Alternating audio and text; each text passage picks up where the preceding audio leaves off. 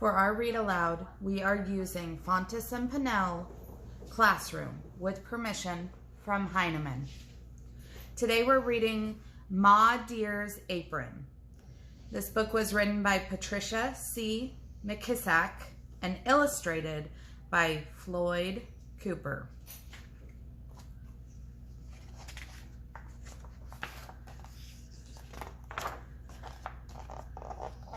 David Earl always knows what day of the week it is.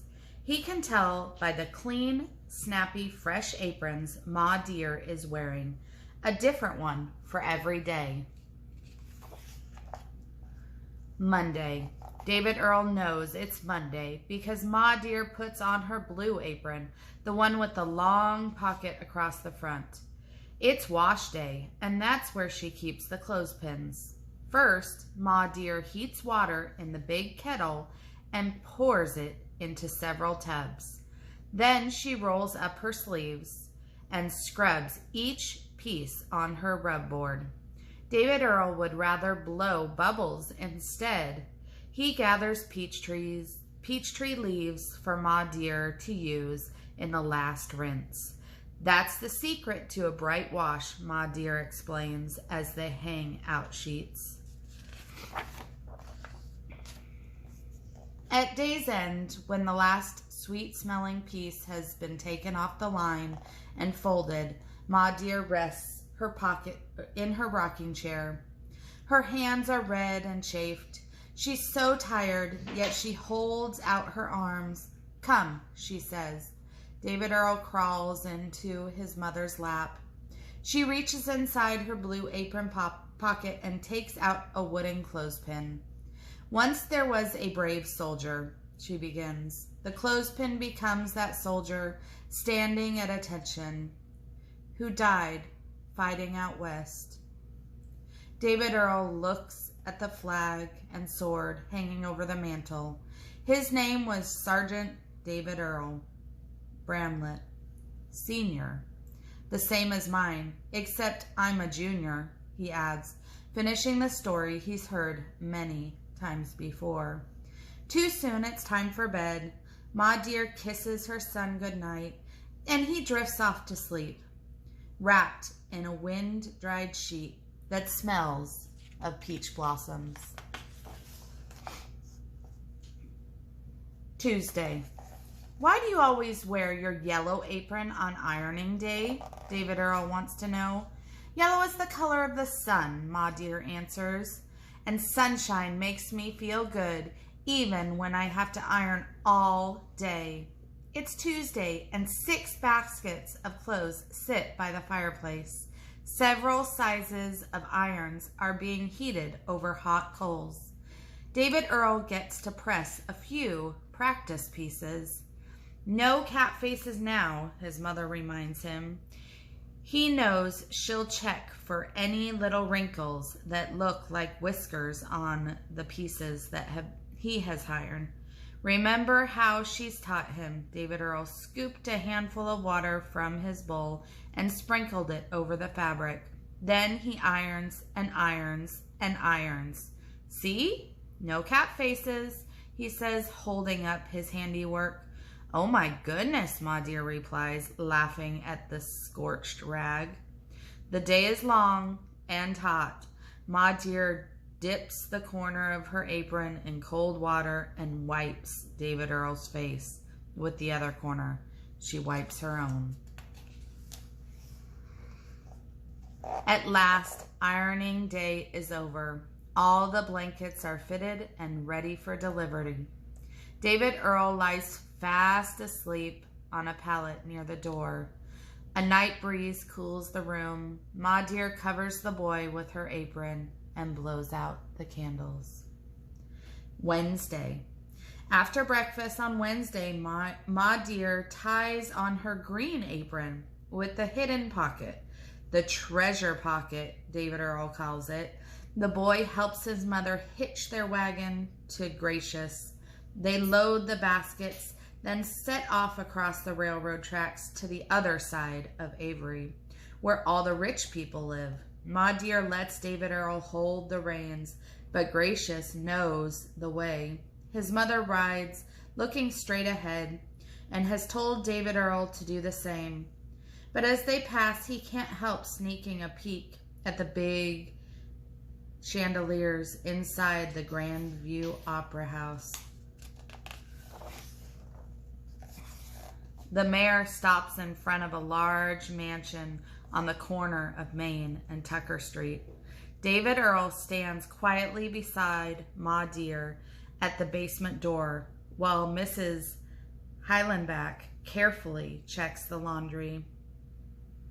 "Your work is good," the woman says flatly, placing a quarter in Ma Dear's hand. Then, casting her eyes down to David Earl, the woman adds, "You may have a peach off my tree if you want one." The boy stands erect and lifts his head proudly, the way Ma Dear says his daddy did. "No, thank you," he answers. On the way home, Ma Dear makes her usual stop at Hanson's General Store, where she buys a few staples and one treat. That evening, after David Earl has finished helping with the dinner dishes, she reaches inside her apron. "Look what I found," she says, pulling a penny peppermint stick from the treasure pocket. Thursday. When the southbound passenger train rumbles through Avery on its way to Huntsville, David Earl knows it's Thursday. And when the sun tops the big spruce like a silver ball, he knows it's noon. Come noon Thursday, Ma Dear puts on a cheerful pink apron, and they go to visit the sick and shut in. But first, Ma Dear and David Earl feed the hens and chicks and gather eggs. Then they pick a dozen ripe red tomatoes, some okra, and a couple of cucumbers from their garden. "We're going to take these to Madame Purley," Ma Dear says. David Earl is happy because Madame Purley is so interesting.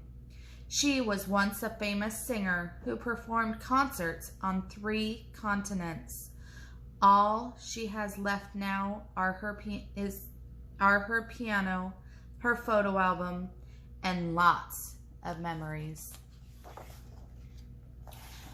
"Ma Purley, did you really sing for the Queen of England?" the boy asks when they get there. The proud and dignified woman slides to her piano stool. Her fingers know how to find the right keys. "The Queen herself requested that I sing a spiritual," she remembered. "They tell me she had tears in her eyes when I finished Deep River." David Earl imagined he is in a huge concert hall filled with 3 chandeliers, bigger than the one in the Grandview Opera House. Queen Victoria is seated in her box. Madame Purley bows gracefully, and being in a high, clear voice, "Deep River Lord, my home is over Jordan. Oh, Deep River Lord, I want to cross over into campground." The music stays in David Earl's head the rest of the day, and that night, just before he falls asleep, he hears Ma Dear humming the same melody as she sews by candlelight. Friday. "Oh no, it's Friday again," says David Earl when he sees Ma Dear tie on her brown apron. "Brown, so it won't show dirt," she explains. "On Friday, Ma Dear cleans houses for the Alexander family over in Mission, about 5 miles from Avery. David Earl has to go along. "You're too young to stay home by yourself," she says, "so don't even ask. Alton Montgomery gets to stay home alone." "Alton Montgomery is not my son." "But finish your breakfast so we can go." "But—" "No more buts," Ma Dear says in her no-nonsense voice. "And stop whining." David Earl eats his oatmeal in silence. Once they get to the Alexanders, Ma Dear is not so angry anymore. The house is big, but not nearly as grand as the Hillenback mansion. Ma Dear says the Alexanders are expecting to be rich people, but they're not rich yet. Mrs. Alexander leaves a long list of things that Ma Dear is to do. While she works, Ma Dear teaches David Earl a new song. Inch along, like a poor inchworm. She covers her face with her handkerchief. Then she covers her own face with her apron. They beat the rugs, shovel ashes out of the fireplace, and scrub floors. When they stop for lunch, Ma Dear takes a piece of string from the apron pocket. She makes a Jacob's ladder, a crow's foot, and a cup and saucer. David Earl tries to make the strings designs, but they don't come out right. Back at work, Ma Dear goes upstairs. She changes the beds, dusts, and sweeps every room. Meanwhile, David Earl pretends he's an inchworm as he pulls weeds from Mrs. Alexander's flower garden, slowly moving down each row of blooms. At sunset, on the way home, David Earl keeps trying to make the string designs. With a little help, he makes Jacob's ladder.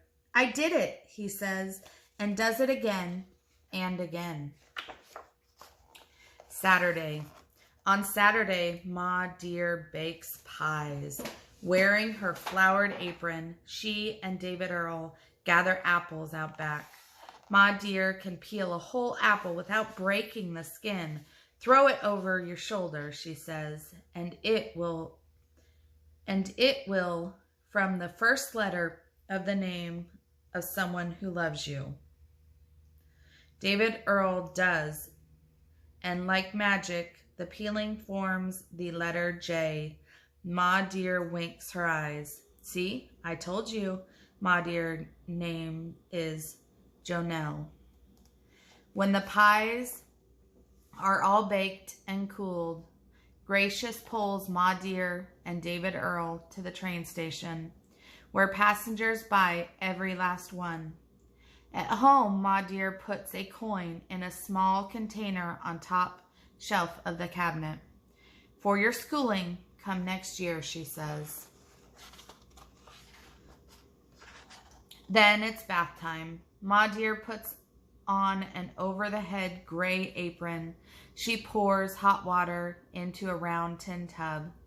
David Earl flaps his arms, splashing water everywhere. Look, I'm a big fish.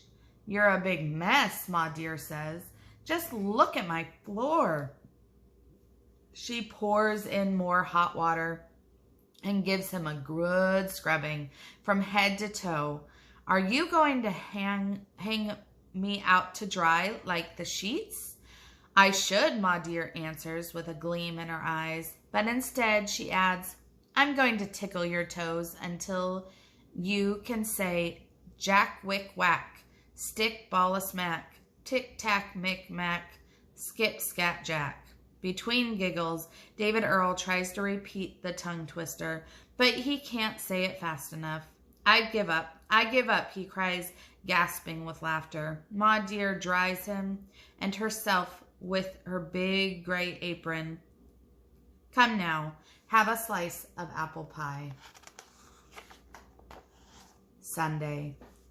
A church bell rings in the distance.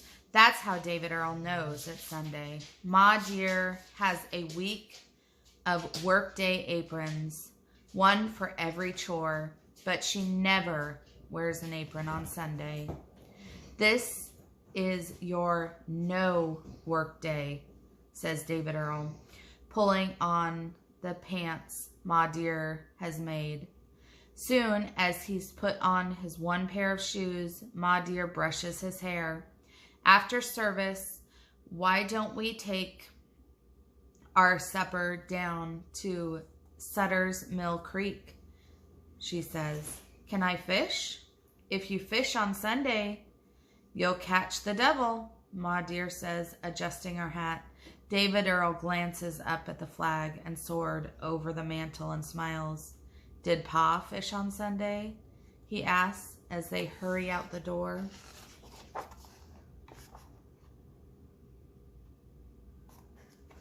The end.